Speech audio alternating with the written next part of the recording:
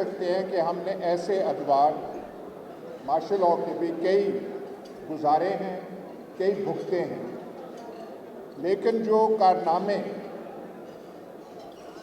اس بار ہو رہے ہیں یہ پہلے کسی مارشل لاء میں نہیں ہوئے۔ جو چیزیں ہیں وہ تو آپ سنتے آئے ہیں۔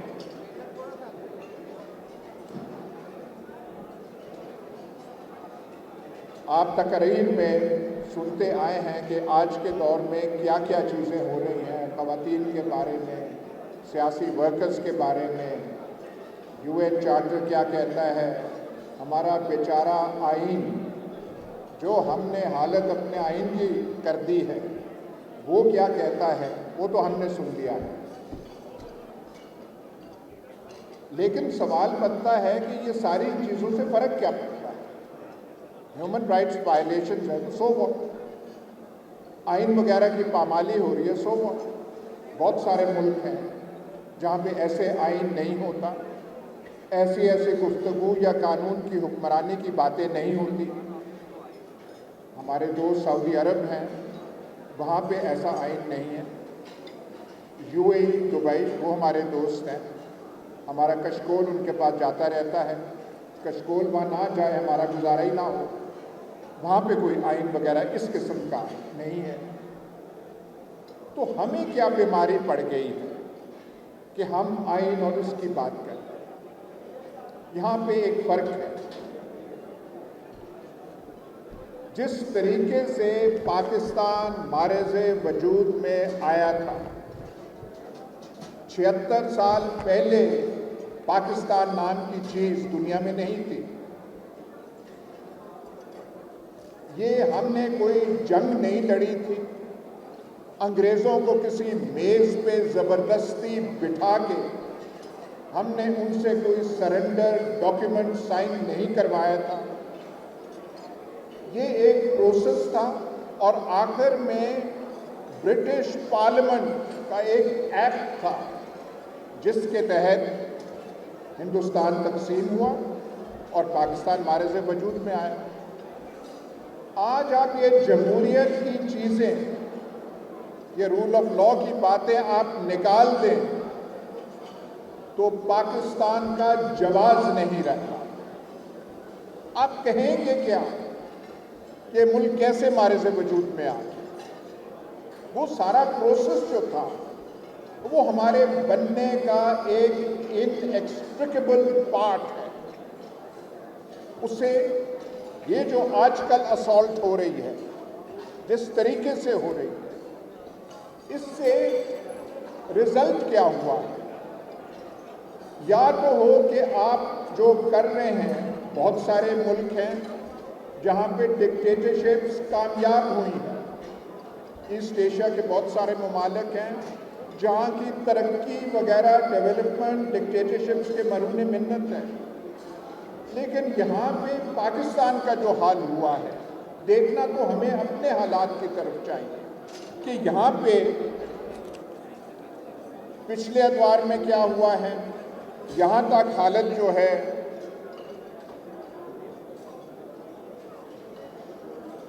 جو پہنچ چکی ہے۔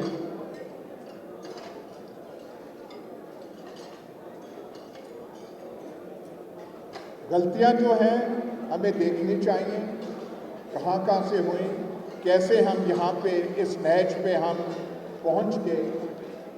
لیکن آج جو کوئی میں لیاقت بلوچ صاحب کی بات سن رہا تھا، کہہ رہے تھے کہ ہمیں امید ہے کہ بہتری ہوگی۔ آپ ان پاکستانیوں سے تو پوچھیں جو باہر جانے کی کر رہے ہیں، جو مختلف ایمبیسیز کے سامنے جنہوں نے قطاریں بنائی ہوئی ہیں، ان کو کوئی امید نظر آتی ہے؟ ایسی مایوسی ساری عمر میں ہم نے نہیں دی۔ ضیاء اللہ کا مارشل لاء تھا، ملٹری رولز رہے ہیں، کرپشن کی داستانیں رہی ہیں، گڑبڑ یہاں پہ عظیم رہی ہے، ملک دو حصے میں ہوا ہے۔ لیکن یہ جو نفسیاتی سائیکولوجیکل کیفیت آج کی ہے، یہ کبھی پہلے نہ تھی۔ تو پوچھنا چاہیے ہم کرنے کیا جا رہے ہیں، کیا کرنا چاہتے ہیں؟ کوئی تو بتائے کہ وے آؤٹ کیا ہے۔ जिस तरीके से इदारों को, अब देखिए ना कितना मोहतात हो के मैं बात कर रहा हूँ, मैं किसी और की बात नहीं कर रहा, इदारे की बात कर रहा हूँ, इदारों की बात कर रहा हूँ, जिस तरीके से मुलव्वस हो गए हैं, ये क्या उनकी खैरखाई की बात है? जब आप अपनी ऑर्गेनाइजेशंस को इन कामों पर लगा दें, ये जिस तरीके से जो क्रैकडाउन हुआ है मई 9 के बाद, और मई 9 के बारे में हम भी कई टीवी प्रोग्राम्स करते हैं, कई दफ़ा रोना आता है, कई दफ़ा हंसी आती है। यहाँ पे जो घर था जिसे जिना हाउस कहते हैं, बाबा कौम को उसका कब्जा एक दिन के लिए नहीं मिला। मादरे मिल्लत कोशिश करती रही, एक दिन का कब्जा नहीं मिला, फिर मुंह वो जो अपना खुद की जो पैसे दे के वहां से जान छुड़ा ली। लेकिन ये जो सब कुछ हो रहा है, मैं भी फोर्सेस का आदमी, मैं भी फौज में रहा, मैं तो सोचता हूं कि हम अपने तमाम इदारों के साथ, अपनी सियासत के साथ, अपने मुल्क के साथ हम करने क्या जा रहे हैं? कोई मकसद तो होना चाहिए।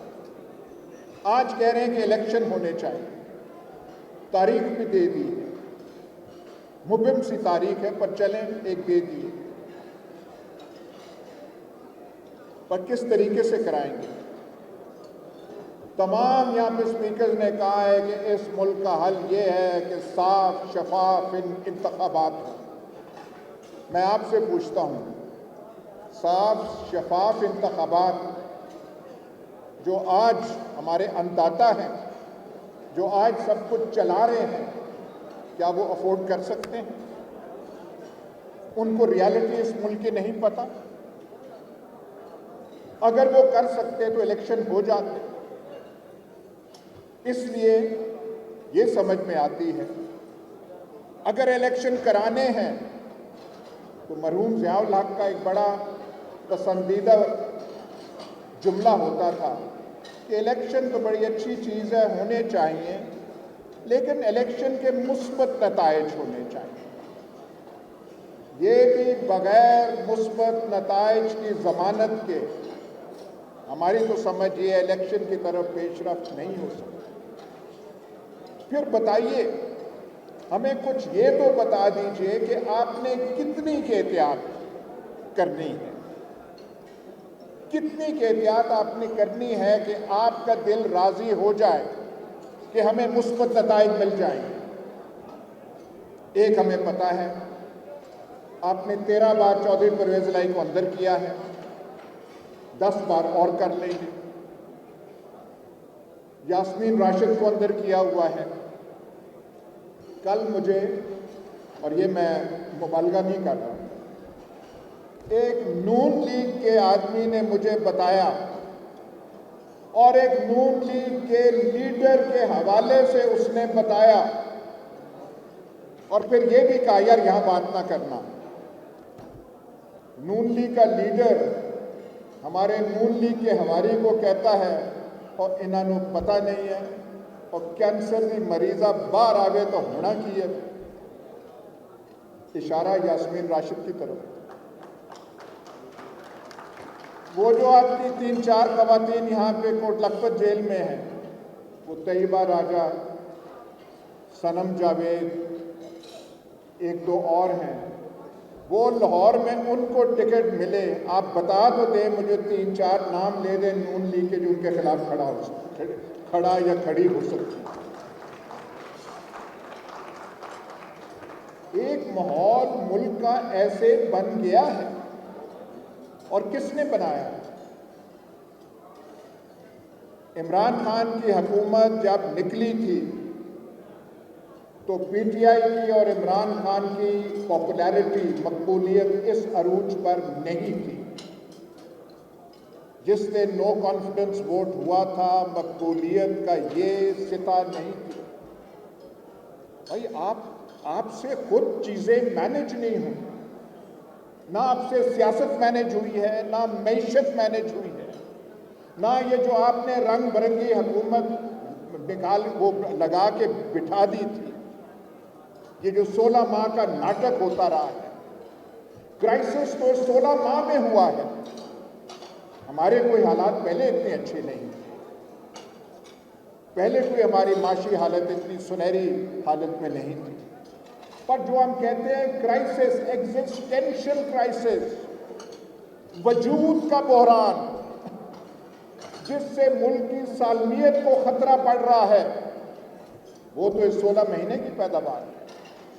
जब करता धरता आप थे, अन्नदाता आप थे, फैसले आप ले रहे थे, आपकी डुगडुगी पर ये हुकूमत नाच रही थी पीडीएम की, और आपकी समझ में कुछ भी नहीं था। पाकिस्तान का जो हाल हुआ है, अगर औरिया मकबूल जान को उठा के मसाइल हल होते हों तो मैं आज कहूँगा कि औरिया मकबूल जान को एक बार फिर उठा लें। चौधरी परवेज लाई अंदर हैं तो मसाइल हल हो जाने चाहिए ना, और बाकी अंदर हैं, ऐसे हैं जिनका मीडिया पे नाम नहीं आ रहा, तो उससे क्या आपकी गिरफ्त में आ जाएगी चीज? आप हालात को कंट्रोल कर लेंगे?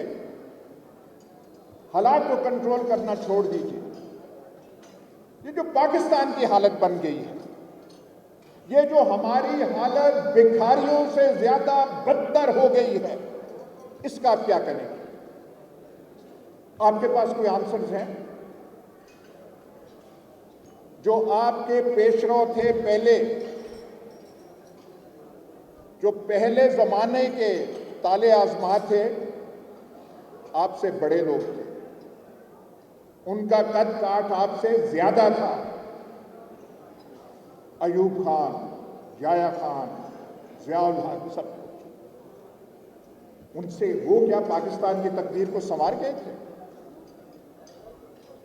इस बदनसीब कौम के तमाम बड़े बहरान, तमाम क्राइसिस, ये तब उन्होंने जन्म लिया जब कोई ना कोई शाहसवान, कोई ना कोई ताले आजमा बैठा हुआ था।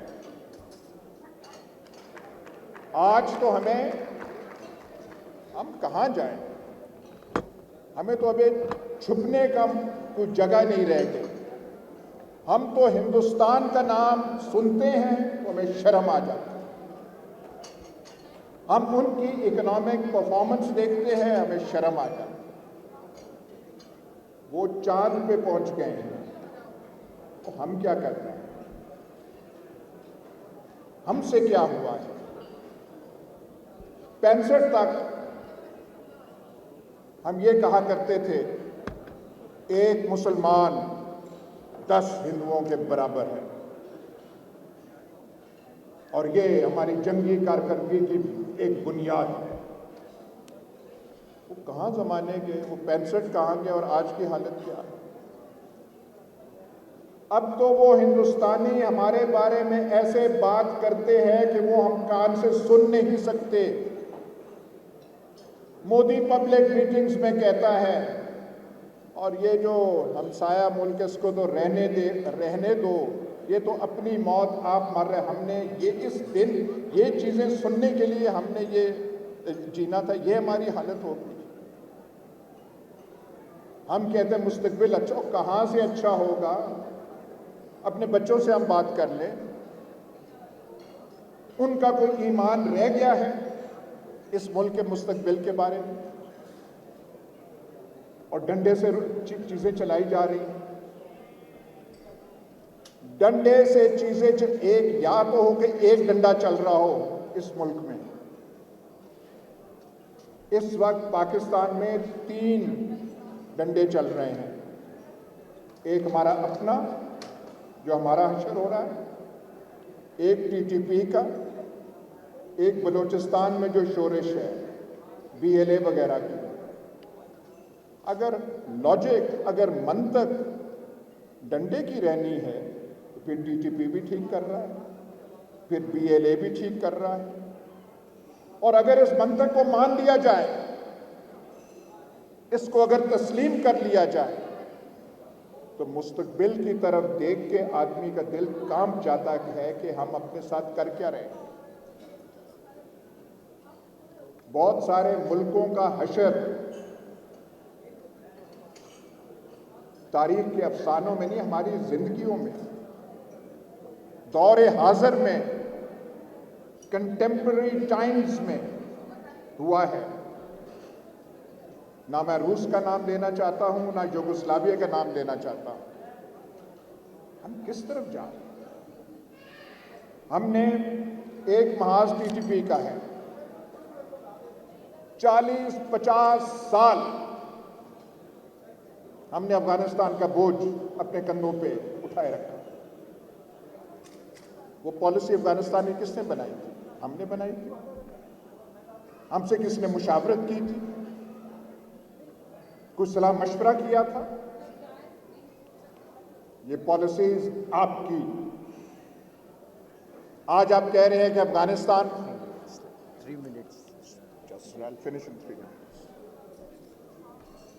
افغانستان جو ہے کہ افغانستان ہمارے ساتھ یہ کر رہا ہے، تو یہ ساری چیزیں جو ہیں سوچنے کی ہیں۔ ہم کہتے ہیں، سارے کہتے ہیں، یہاں پہ ہر ایک نے کہا الیکشن ہونے چاہیے، الیکشن ہونے چاہیے۔ پاکستان کی تاریخ میں کسی تالے آزما نے لوگوں کے کہنے پہ الیکشن نہیں کرا، نہ ایوب نے، نہ کسی نے۔ کرائسس ہوا، بحران ہوا، امپلوژن ہوا، پھر الیکشن کی طرف۔ تو کیا ہم اس کسی امپلوژن کے انتظار میں ہیں کہ پھر کوئی الیکشن ہو؟ لیکن یہ وقت مشکل ہے، اس کے لیے کوئی جادو کی چابی کسی کے پاس نہیں ہے۔ میرا خیال ہے یہ آزمائش کا وقت پاکستانی قوم پہ آیا ہوا ہے، اور یہ ہم پہ منحصر ہے کہ ہم کتنی خندہ پیشانی سے اس وقت کو انڈیور کرتے ہیں، اور یہ امید اپنے دلوں میں تازہ رکھتے ہیں کہ حالات جتنے بھی خراب ہوں، جتنا بھی ہمارے ساتھ ایکسپیریمنٹ کیے جائیں، بہتری کا دن کوئی نہ کوئی آئے گا۔ کچھ تو امید کے لیے ہمیں ہونی چاہیے جس کے سہارے ہم جیتے ہیں۔